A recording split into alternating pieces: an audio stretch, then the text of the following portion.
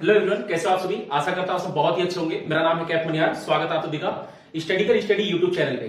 तो सबसे पहले आप लोग ये बताइए कि क्या आपको सब कुछ समझ में आ रहा है, पढ़ाई करने में मजा आ रहा है। फटाफट कमेंट बॉक्स में बताइए। और हाँ, अगर जो आपको कुछ भी डाउट रहता है, कहीं भी कुछ प्रॉब्लम होता है, जैसे कि कुछ नहीं आ रहा है, कुछ अच्छे से समझ में नहीं आ रहा है, तो आप कमेंट बॉक्स में पूछो। डेफिनेटली मैं उसका रिप्लाई दूंगा और आपको समझाने की कोशिश करूंगा जितना मेरे से हो पाएगा। हम लोग ने जो चैप्टर स्टार्ट किया था पाइथागोरस थ्योरम, उसमें हम लोग ने सभी कुछ जो कॉन्सेप्ट चाहिए थे छोटे छोटे, उनको डिस्कस कर लिया था। जैसे कि ज्योमेट्रिक मीन क्या होता है, पाइथागोरियन ट्रिपलेट क्या होता है, 30 60 90 का थ्योरम क्या है, 45 45 90 का थ्योरम क्या है, ये सब चीज हम लोग ने देख लिया था। और कुछ 4-5 क्वेश्चंस भी हम लोग ने देख लिए थे। अब रिमेनिंग 4-5 क्वेश्चंस है, उनको आज हम लोग सॉल्व करेंगे।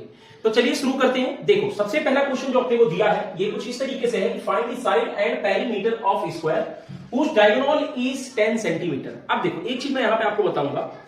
अब जो आपको क्वेश्चन देखने मिलेंगे यहाँ पे सिर्फ 30 60 90 या 45 45 90 या जितने भी मैं कॉन्सेप्ट वीडियो के पहले बताया हूं, मतलब इस लेक्चर के पहले बताया हूं, उतने से काम नहीं होने वाला। आप 10th में पहुंच गए हो, इसका मतलब आपको छोटे छोटे कॉन्सेप्ट पहले से पता होना चाहिए कि स्क्वायर क्या होता है, स्क्वायर की प्रॉपर्टी क्या होती है, ये सब आपको पता रहेगा तो फिर बहुत मजा आएगा पढ़ने में। और फिर भी मैं बोलता हूं, अगर जो आपको नहीं पता, टेंशन लेने की जरूरत नहीं है। मैं छोटे छोटे कॉन्सेप्ट को डिस्कस करते हुए आगे चलता रहूंगा। लेकिन हाँ, अब अगर जो एक बार बताया तो आगे आपको याद होना चाहिए, क्योंकि एक बार जो आप गलती कर चुके हो उसको रिपीट मत करना, ठीक है। तो चलिए देखते क्या दिया है। इस स्क्वायर में साइड और पेरीमीटर फाइंड आउट करना है, जिसका की डायगोनल आपको 10 सेंटीमीटर दिया हुआ है। चल मैं यहां पे क्वेश्चन समझाता हूं आपको। एक स्क्वायर है इस तरीके से, और आपको याद रहना चाहिए कि all sides of square are congruent. ए, चलो नाम कुछ भी ले सकते हो, ए बी सी डी कुछ भी ले लो। डायगोनल ये होगा जो अपोजिट वर्टेक्स को ज्वाइन करता हो, ठीक है। तो ये क्या हो गया, डायगोनल हो गया। अब यहाँ पे क्या बोला है कि इनके डायगोनल, चलो एक ही डायगोनल बनाता हूं, सब बना के क्या मतलब, एक डायगोनल मैंने बना दिया। इसको आपको दिया है 10 सेंटीमीटर का, ठीक है। अब आपको इनके साइड को फाइंड आउट करना है। तो एक चीज अब याद रखना कि जो स्क्वायर होते हैं उनके सभी साइड्स कॉन्ग्रुएंट होते हैं, ठीक है। और सभी एंगल्स भी 90 डिग्री के होते हैं। तो ये कितना हो जाएगा, 90 डिग्री, ये भी 90, ये भी 90, ये भी 90, और सभी साइड्स कैसे हैं, कॉन्ग्रुएंट है। अब देखो यहाँ पे, अगर जो ये 90 डिग्री है, क्या ये ट्रायंगल है, एबीसी एक ट्रायंगल हो गया, और सभी साइड सेम है, मतलब ये दोनों साइड आपस में क्या हो जाएंगे, सेम हो जाएंगे। तो आप अगर जो पाइथागोरस थ्योरम लगा दोगे या 45 45 90 लगा दोगे तो आपसे ये सॉल्व हो जाएगा।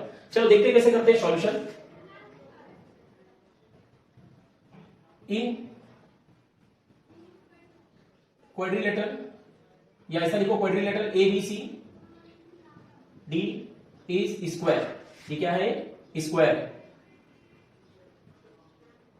एंड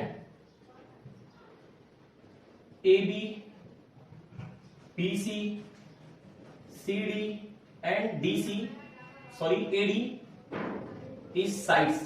उनके क्या है, ये साइड्स है, ठीक है। सो अब क्या बताओगे आप कि इन ट्रायंगल ABC, अगर जो इस ट्रायंगल को हम लोग सिर्फ कंसीडर करेंगे तो इसमें आपको एक 90 डिग्री दिख रहा है, तो क्या हो जाएगा, in triangle ABC, angle ABC is equal to 90 degree, ठीक है। ये क्यों, एंगल ऑफ स्क्वायर के जो एंगल्स होते हैं कितने होते हैं, वो 90 डिग्री के होते हैं। सो अगर जो ये 90 डिग्री का है, तो मैंने आपको बोला है कि पाइथागोरस थ्योरम या 30 60 90 या 45 45 90 आप उसी ट्रायंगल में लगा सकते हो जो कि राइट एंगल ट्रायंगल हो। तो ये कैसा राइट एंगल ट्रायंगल है, क्योंकि 90 डिग्री है। देयरफॉर बाय पाइथागोरस थ्योरम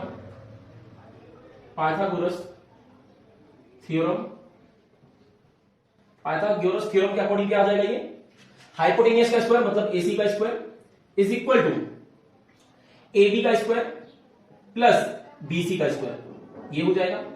और एक चीज आप ध्यान रखना, जो स्क्वायर होते हैं उनके सभी साइड्स कैसे होते हैं, कॉन्ग्रुएंट होते हैं। तो क्या मैं AB की जगह पे BC लिख सकता हूं या BC की जगह पे AB लिख सकता हूं, क्योंकि दोनों क्या है, सेम है। तो मैं यहां से क्या लिखूंगा, अब आपको AC दिया है 10 दिया है, तो 10 लिख लो, 10 का square is equal to AB square, और मैं BC की जगह पे भी क्या लिख दूंगा, AB स्क्वायर लिख दूंगा।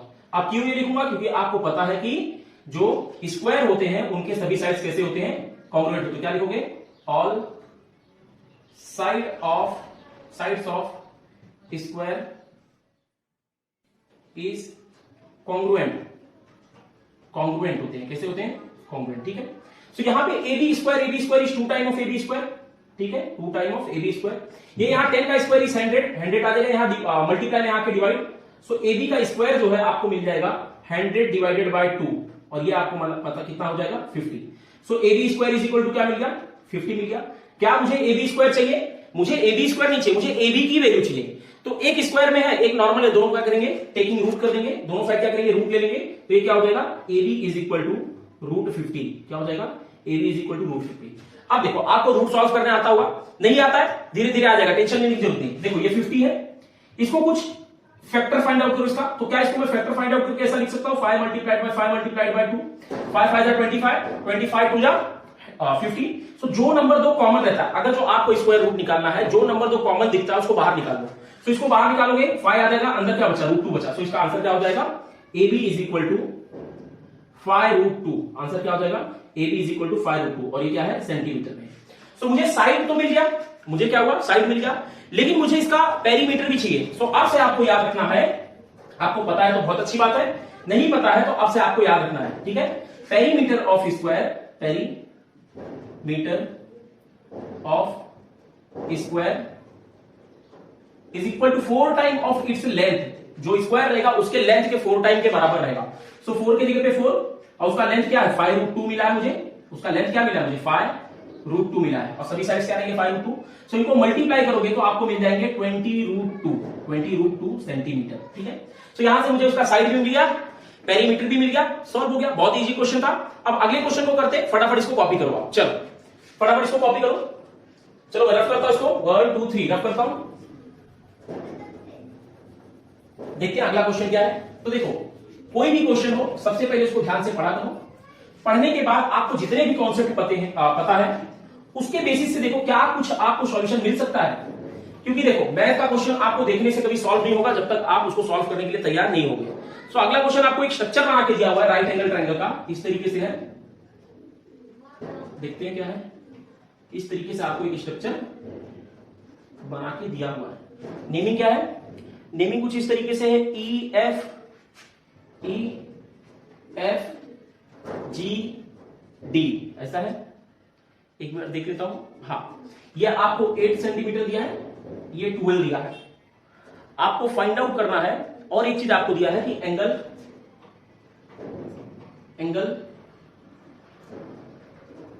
DFE is equal to 90 degree, ये चीज आपको दिया है।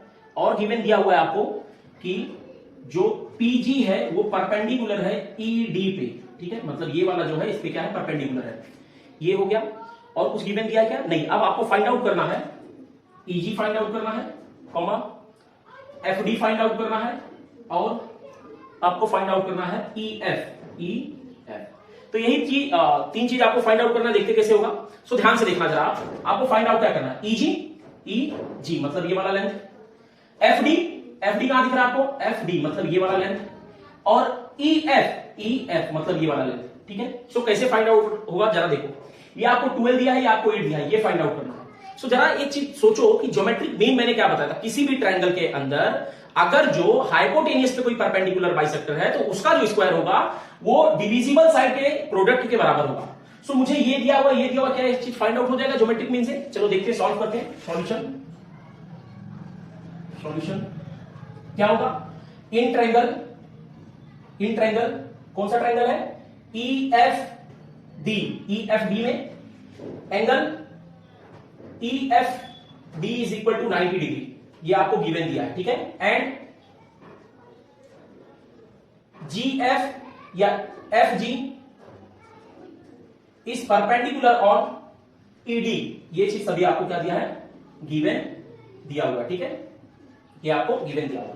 सो अगर जो ये परपेंडिकुलर बाइसेक्टर है तो बाय ज्योमेट्रिक मीन क्या हो जाएगा, इनका जो स्क्वायर होगा इनके प्रोडक्ट के बराबर हो जाएगा। सो क्या लिखोगे, therefore FG square is equal to EG multiplied by GD, ये हो जाएगा, क्यों, बाय ज्योमेट्रिक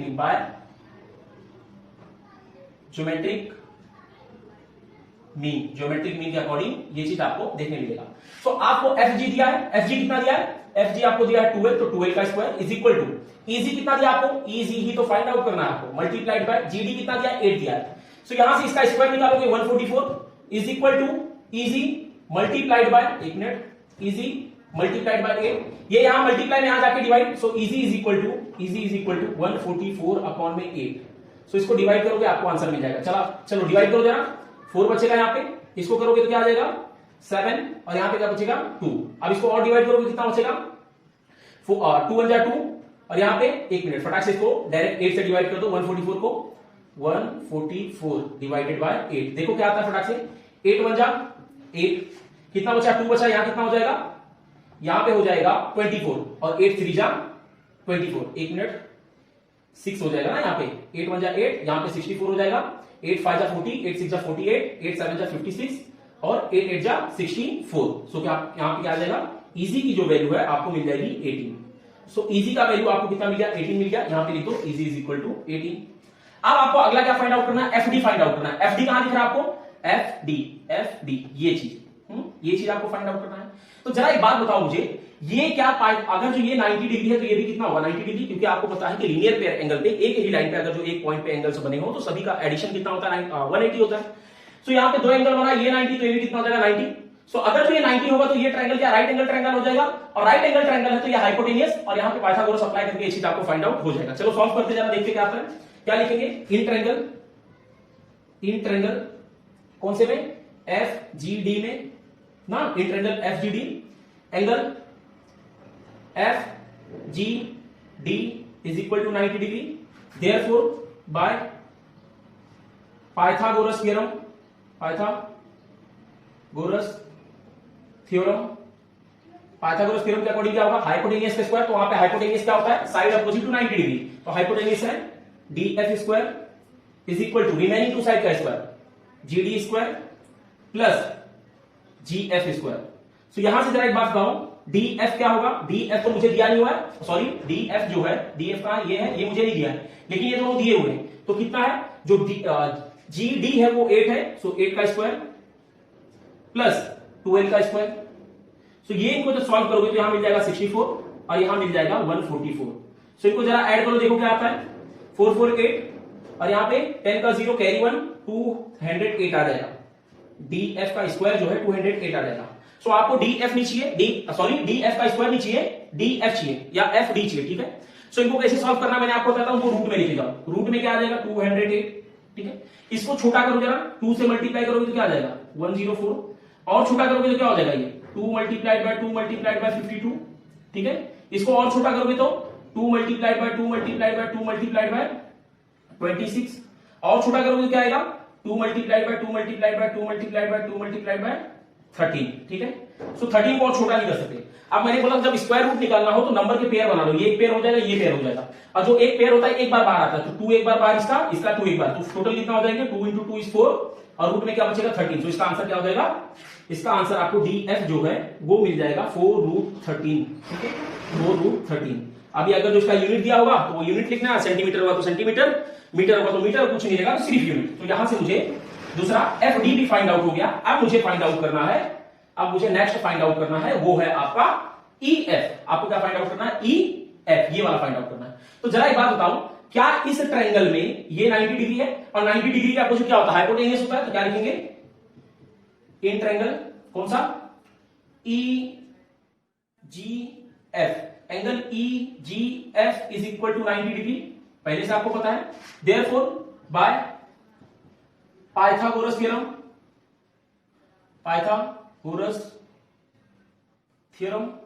के अकॉर्डिंग क्या होता है हाइपोटेनियस का स्क्वायर सो 90 डिग्री के अपोजिट क्या है ई एफ है हाइपोटेनियस का square is equal to side 1 का स्क्वायर मतलब ई जी का स्क्वायर प्लस साइड 2 का स्क्वायर मतलब जी एफ का स्क्वायर ठीक है सो यहां से E F as it is लिखोगे E F square is equal to E G square E G क्या है आपको 18 है सो 18 का स्क्वायर प्लस ये क्या है बताओ जी एफ कितना है 12 है 12 का स्क्वायर हो जाएगा सो 18 का स्क्वायर 324 आपको स्क्वायर याद होना चाहिए मैंने पहले भी बोला है 144 इसका हो जाएगा सो दोनों को ऐड करो तो क्या आ जाएगा 4 4 8 2 प्लस 4 6 1 प्लस 3 4 ये कितना हो जाएगा 468 ई एफ कितना हो जाएगा 468 सो फिर से इसको क्या करना पड़ेगा रूट में लेके जाना पड़ेगा और रूट में किस तरीके से लेके जाते हैं मैंने आपको सिखाया चलो यहां से हम लोग सॉल्व करते हैं क्या है यहाँ पे 468 है इसको 2 से डिवाइड करेंगे क्या आएगा इसको 2 से आप डिवाइड करोगे तो 2 3 4 आ जाएगा 2 3 4 और 2 से डिवाइड करोगे क्या आएगा और 2 से डिवाइड करोगे इसको चलो हम लोग लिखते हैं इसको मैं लिख सकता हूं 2 मल्टीप्लाइड बाय यहां पे इसको डिवाइड करो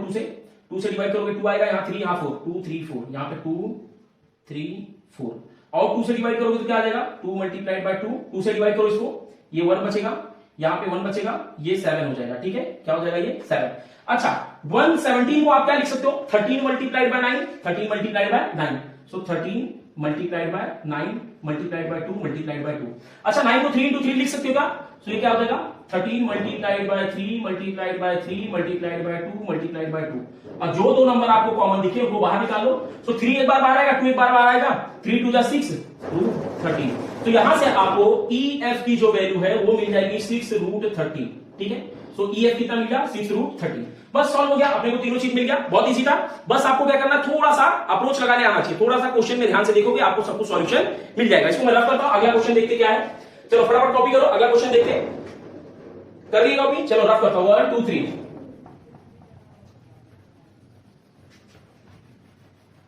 सो अगला क्वेश्चन आपको शायद रेक्टेंगल का है, कुछ देखते हैं क्या है।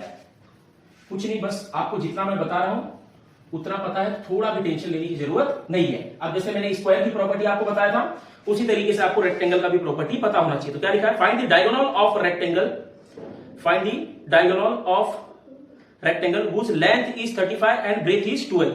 तो आपको देखो एक रेक्टेंगल है, रेक्टेंगल इस तरीके से होता है, ठीक है, रेक्टेंगल इस तरीके से होता है। चलो इसका नाइमिंग कर देते, A B C D।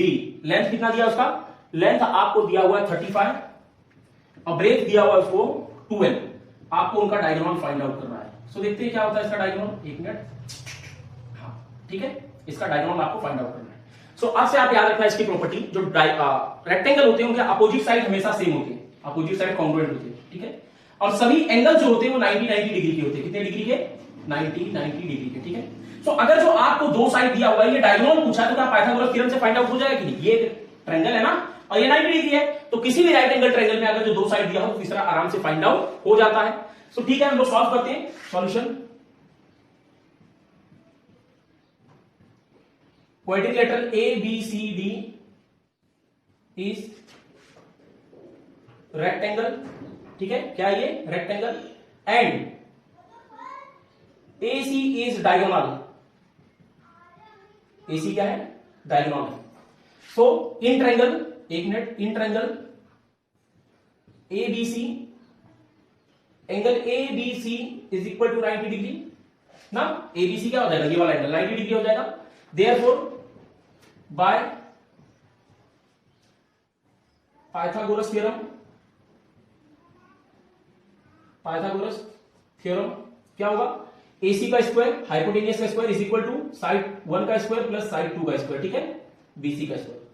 सो यहां से एक बात बताओ जरा, AC की जगह पे AC रहेगा इज इक्वल टू AB की जगह पे क्या आ जाएगा, AB इज 12, तो 12 का स्क्वायर प्लस 35 का स्क्वायर।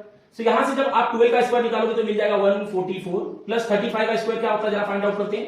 स्क्वायर मतलब उसी नंबर का मल्टीप्लाई उससे, ठीक है। सो 35 की जगह पे 35, सो 5 5 25 का 5 कैरी 2, 5 3 15 प्लस 2 17, ठीक है। उसके बाद इनका मल्टीप्लाई करो, 5 3 15 का 5 कैरी 1, 3 1 3 सॉरी 3 3 9 प्लस 1 10, ऐड करो जरा, 5 के जगह 5, 7 प्लस 5 इज 12 का 2 कैरी 1 2, ये याद आएगा। तो यहां पे हम लोग क्या लिख देंगे 1 2 2 5। अब इनको ऐड करना है, सो इनको ऐड करोगे 9 हो जाएगा, इसको इससे ऐड करोगे 6 हो जाएगा, इसको इससे ऐड करोगे 3 हो जाएगा, और यहां पे कितना आ जाएगा, ये आ जाएगा। So AC square is equal to क्या मिल जाएगा, ये चीज। अब आपको AC स्क्वायर नहीं चाहिए, आपको AC की वैल्यू चाहिए। सो आपको स्क्वायर रूट मैंने फाइंड आउट करने का तरीका क्या है, देखो बहुत सारे तरीका होते हैं। सो अब हम लोग क्या करेंगे, इसको एक तरीके से फाइंड आउट करेंगे जिसको बोलते हैं कंप्लीट स्क्वायर मेथड। क्या बोलते हैं उसको, कंप्लीट स्क्वायर मेथड। सो कैसे फाइंड आउट करके देखते हैं इसको, 1369 ये चीज है 1369।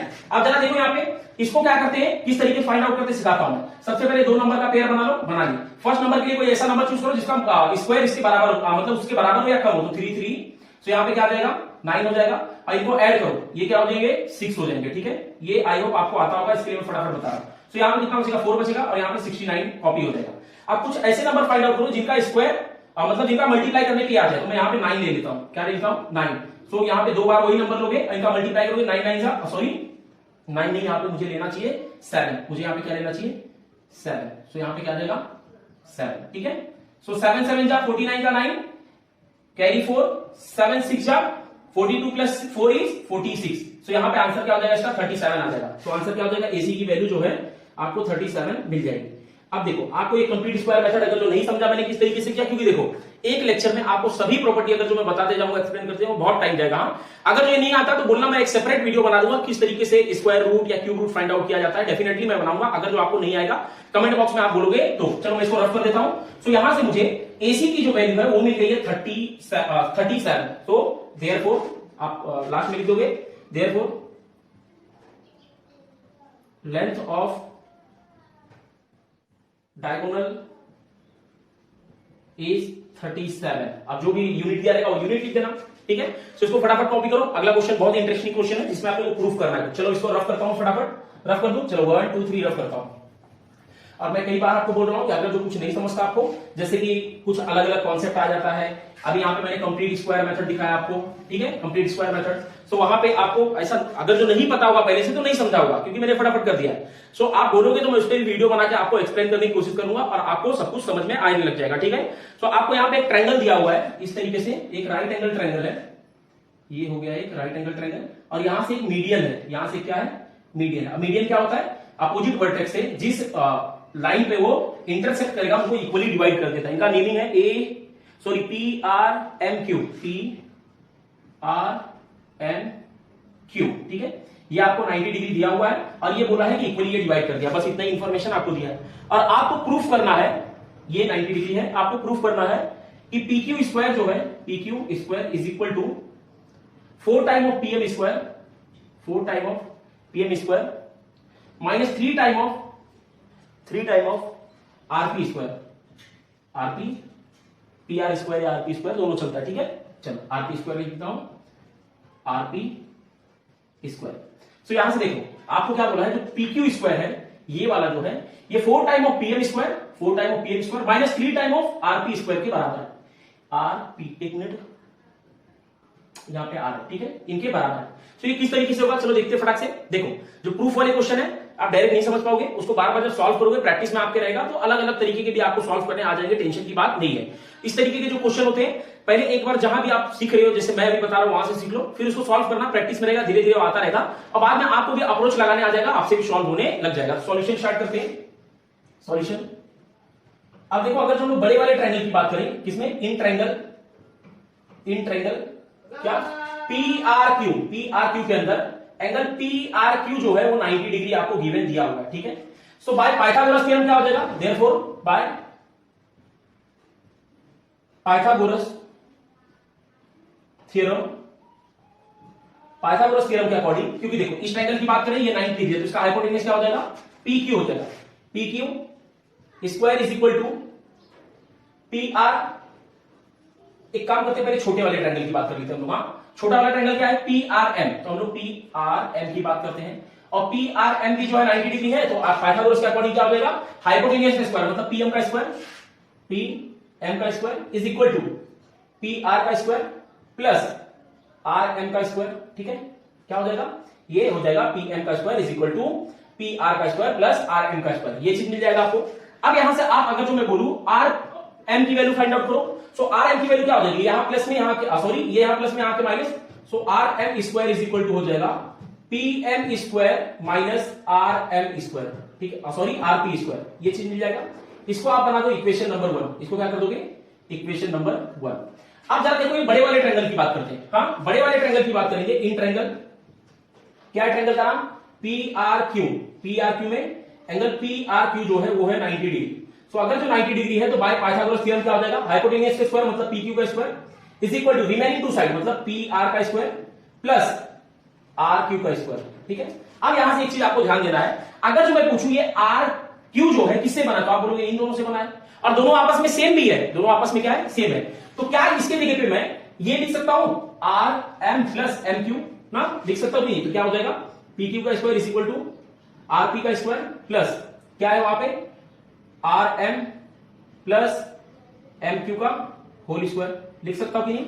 और एक बात और बताओ, अगर जो दोनों सेम है तो क्या एक चीज में लिख सकता हूं, क्योंकि देखो अगर जो ये दोनों आपस में सेम है तो क्या आर एम लिख दूं, मैं लिख सकता हूं कि नहीं। तो मैं यहां पे क्या लिख देता हूं, P R square plus R M, ठीक है, क्योंकि दोनों क्या है आपस में सेम है। यहां पे आप लिख दो since R M is equal to M Q, ये चीज आपको दिया हुआ है, ठीक है।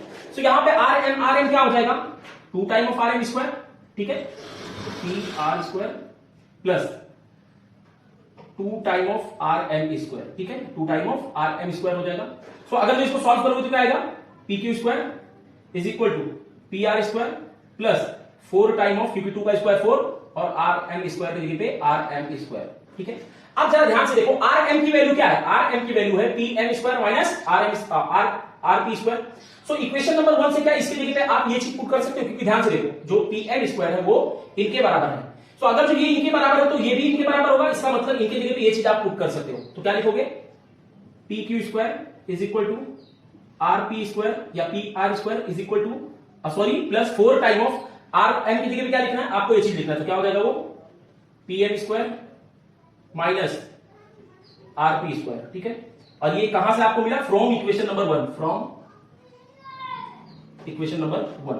सो यहां तक आपको आई होप दिख रहा होगा वीडियो में। चलो इसको अगर तो ध्यान से देखोगे आप, इसको मल्टीप्लाई करोगे क्या मिलेगा, P Q square is equal to P R square plus 4 का मल्टीप्लाई से 4 time of P M square minus 4 time of R P square, ठीक है। सो यहां पे देखो ये 4 time of R P square है, क्या ये 4 time of R P square है। सो इनका देखो आरपी यहां पे है, यहां पे क्या है आरपी है। सो अगर जो 4 में से 1 जाएगा तो कितना बचेगा, 3 टाइम बचेगा। So P Q square is equal to ये 4 टाइम ऑफ पीएम स्क्वायर रहेगा, 4 time of PM square minus 3 time of RP square, 3 time of RP square. So यही चीज मुझे फाइंड आउट करना था कि प्रूफ करो पी क्यू स्क्वायर जो है 4 time of PM square minus 3 time of RP square के बराबर है। सो ये मुझे प्रूफ हो गया। सो आप लिख दोगे हेंस प्रूफ, ठीक है। फिर से देखो, सबसे पहले मैंने छोटे ट्रायंगल को लिया, छोटे ट्रायंगल में पाइथागोरस थ्योरम लगा के मैंने ये फाइंड आउट किया, उसके बाद मुझे पीएम की वैल्यू मैंने फाइंड आउट किया ये साइड ट्रांसफर करके। फिर बड़े ट्रायंगल में गया, आपको पता है कि दोनों आपस में इक्वल थे, दोनों को मैंने ऐड करके लिखा, फिर दोनों सेम भी थे तो मैंने इसको लिख दिया। अब इसकी वैल्यू मैंने ऊपर फाइंड आउट किया था, उसको पुट किया, मुझे आंसर ये मिल गया। तो आप जब खुद से एक बार करोगे, थोड़ा ध्यान से करना, इसको पहले कॉपी करो, ध्यान से जब करोगे तो आपको अच्छी तरीके से सब कुछ समझ में आ जाएगा। अब अगला क्वेश्चन करते हैं, जो लास्ट क्वेश्चन अपना, इसको मैं रफ करता हूं। चलो रफ कर दूं, रफ करता हूं, 1 2 3 रफ कर देता हूं। हाँ चलो अगला क्वेश्चन क्या दिया देखते हैं। अगला क्वेश्चन थोड़ा ध्यान से पढ़ना, बहुत इजी क्वेश्चन है, थोड़ा भी टेंशन लेने की जरूरत नहीं है, ठीक है, बहुत इजी क्वेश्चन है वो। देखते क्या है। सो अगला क्वेश्चन कुछ इस तरीके से है, देखते हैं। बड़ा सा क्वेश्चन है कि wall of 2 building on either side of street parallel to each other, a ladder 5.8 is placed on the street such that its top reaches the window of buildings at the height of 4 meter and on ladder over the other side of street its top touches the window of other building at the height of 4.2 meter. Find the width of street. Tension मतलब देखो क्या है, मैं समझाता हूं आपको। 2 building है, ठीक है, 2 बिल्डिंग आपको दिया है, समझ लो बीच में क्या है, ऐसा एक रोड है, ठीक है, बीच में इस तरीके से रोड है और 2 बिल्डिंग दोनों साइड में है, दोनों साइड में क्या है बिल्डिंग है। तो एक बिल्डिंग ये हो गया और दूसरा बिल्डिंग ये हो गया, ठीक है। अब यहां पे आपको दिया है कि एक लैडर है, इस तरीके से सीढ़ी है जो दोनों बिल्डिंग को इस तरीके से टच करता है, ठीक है, दोनों बिल्डिंग को क्या करता है इस तरीके से टच करता है। अब यहां पे इसका कुछ नाम दे देते, चलो ए बी सी डी और यहां पे मैंने ले लिया ई। अब यहां पे ये सीढ़ी का जो मेजरमेंट आपको दिया है वो कितना दिया है, आपको सीढ़ी का जो मेजरमेंट दिया है वो दिया 5.8 मीटर, 5.8 मीटर। सो ये भी उतना ही है और ये भी उतना ही है, तो 5.8 ये भी हो गया। और पहले बिल्डिंग का जो आपको हाइट दिया है वो दिया है 4 मीटर, तो इसको मान लो 4 मीटर और इसको मान लो 4.2 मीटर, ठीक है, इतना दिया है। आपसे पूछा कि बताओ ये कितना होगा। सो एक बात बताओ, अगर जो ये बिल्डिंग है मतलब अर्थ पे क्या होगा, परपेंडिकुलर होगा। अगर जो कोई बिल्डिंग बनी हो अर्थ पे इस तरीके से तो क्या होती है, परपेंडिकुलर होती है लगभग ना। सो इसका मतलब ये बिल्डिंग में क्या होंगे, परपेंडिकुलर होंगे। तो यहां पे मैं क्या बना देता हूं 90 डिग्री, यहां पे मैंने क्या बना दिया 90 डिग्री। ये चीज आपको लिखना पड़ेगा, ठीक है।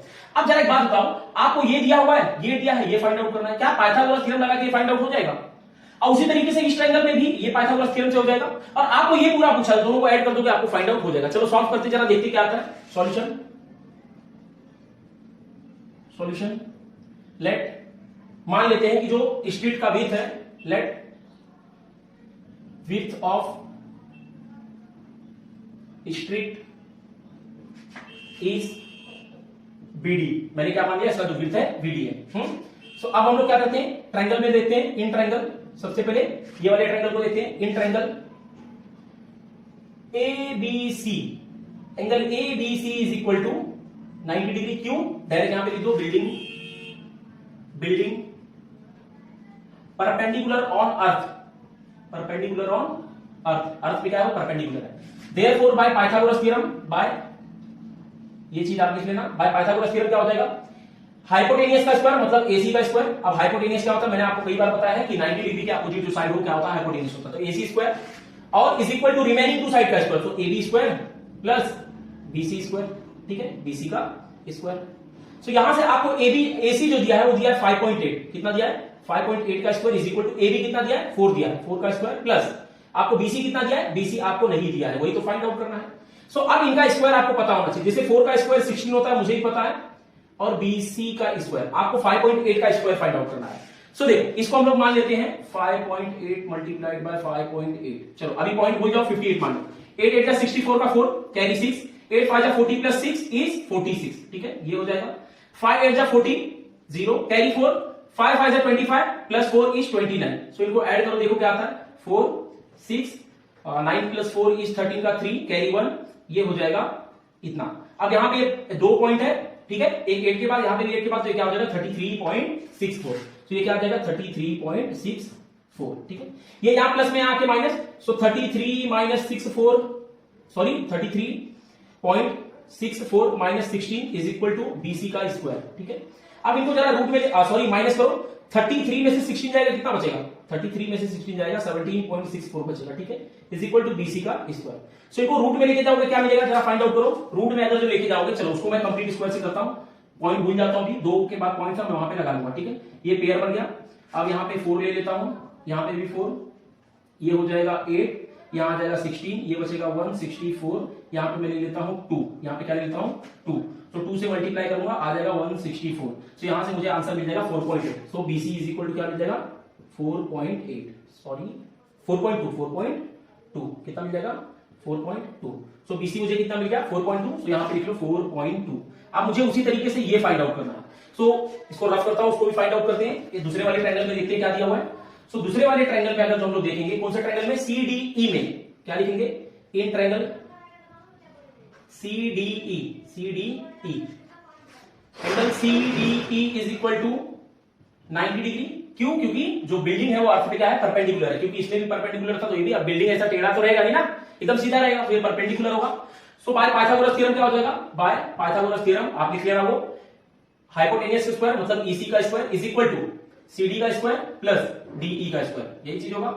सो आपको ईसी का स्क्वायर दिया हुआ है, क्या दिया है वो 5.8 दिया है, 5.8 स्क्वायर इज इक्वल टू, और क्या दिया आपको और दिया हुआ है सीडी का स्क्वायर। सीडी कितना दिया आपको, सीडी ही तो फाइंड आउट करना है, प्लस डीई, डीई कितना दिया है 4.2 का स्क्वायर।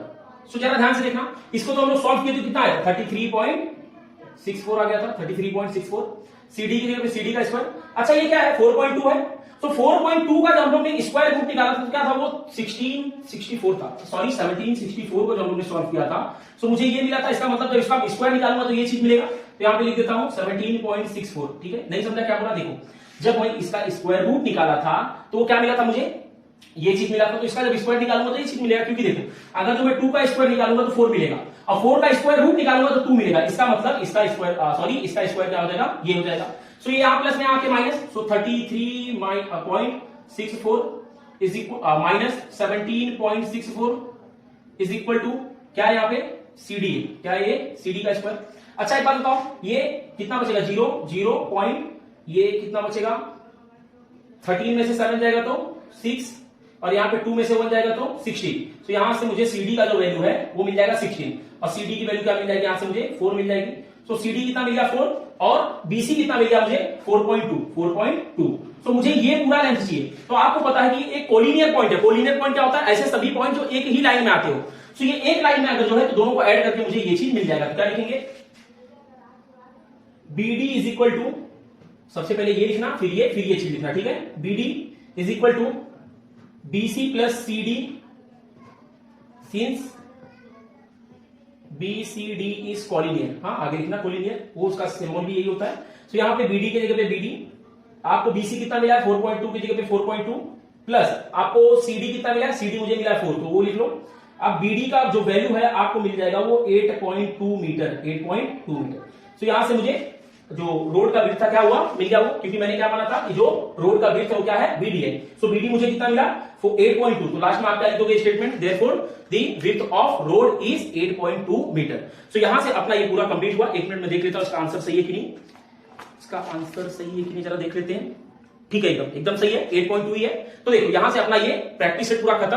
अब सिर्फ अगला एक और प्रैक्टिस सेट है जिसमें कि 7-8 क्वेश्चन है, ये चैप्टर अपना कंप्लीटली पूरा खत्म हो जाएगा। तो देखो अब यहां से क्या है, आपको बार बार रिवीजन करना है, और रिवीजन आप करोगे तो आपको थोड़ा भी टेंशन नहीं होगा, फटाफट सॉल्यूशन आपको आने लग जाएगा।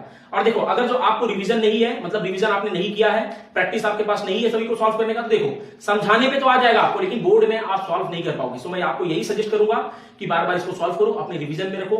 जो भी छोटे छोटे कॉन्सेप्ट है, जैसे मैंने रेक्टेंगल का कॉन्सेप्ट बताया क्या होता है, अपोजिट साइड कॉन्ग्रुएंट होते हैं, सभी एंगल 90 डिग्री के होते हैं। स्क्वायर का बताया मैंने, सभी साइड कॉन्ग्रुएंट होते हैं और सभी एंगल्स 90 डिग्री के होते हैं। सो ये सब प्रॉपर्टी अगर जो आपको पहले से नहीं पता है तो फिर टेंशन लेने की जरूरत है, मैं धीरे धीरे बताता रहूंगा, उसको आपको एडअप करना, सीखते सीखते आपको आ जाएगा, टेंशन लेने की जरूरत नहीं है। और आपको पता है तो वेरी गुड, ठीक है। सो यहां पे अपना ये प्रैक्टिस से पूरा कंप्लीट हुआ।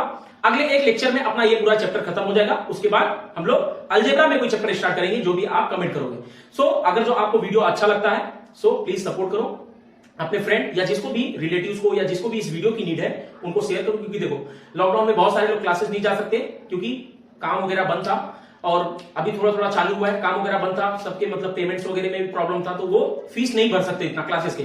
सो प्लीज उनको भी शेयर करो, जिससे कि आपकी वजह से किसी का हेल्प हो जाएगा, ठीक है। सो आप शेयर करो और उससे भी हम लोगों को काफी सपोर्ट होगा, ज्यादा से ज्यादा लोगों तक पहुंच पाएंगे और हम लोग मोटिवेट होंगे अच्छे से अच्छा कंटेंट आपको प्रोवाइड करने के लिए। सो तब तक पढ़ाई करते रहो। ऑल द वेरी बेस्ट और thank you so much for being supporting. हाँ।